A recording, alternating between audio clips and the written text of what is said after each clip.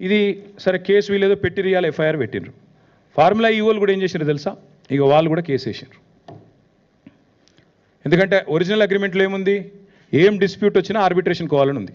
అందుకే వాళ్ళు ఏం చేసిండ్రు, వీళ్ళు ఇంటర్నేషనల్ చేంబర్ ఆఫ్ కామర్స్ అక్కడ వాళ్ళు ఆల్రెడీ ఆర్బిట్రేషన్ కూడా ఫార్ములా ఈకి ఎంఎన్యూడి డిపార్ట్మెంట్ మధ్యన జరుగుతున్న ఈ తగాదా తెలుసండి. ఎట్లా అయితే మాంట్రియాల్కి సంబంధించి ఇందాక నేను చెప్పాను మీకు, మాంట్రియాల్ ఇది మీరు చూడండి, మాంట్రియాల్లో కూడా ఇట్లే రేస్ క్యాన్సిల్ అయింది.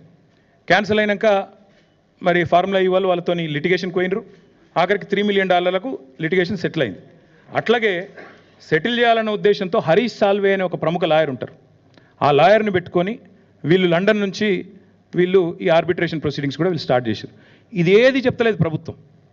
ఫార్ములా ఈవోలు వీళ్ళ మీద కేసు పెట్టింది చెప్తలేరు, పైసలు అడుగుతుందో చెప్తలేరు, ఎందుకు రేసు పోయిందో చెప్తలేరు, ఆ పైసలు నిక్షేపంగా ఉన్నాయి, మొదటి 2 ఇన్స్టాల్మెంట్లు అక్కడనే వాళ్ళ దగ్గర ముట్టినాయి అని వాళ్ళు పంపిన రిసీట్లు చూపెడతలేరు, 3వ ఇన్స్టాల్మెంట్ మీరు కట్టలేదు కాబట్టి రేస్ క్యాన్సిల్ అవుతుందని చెప్తలేరు.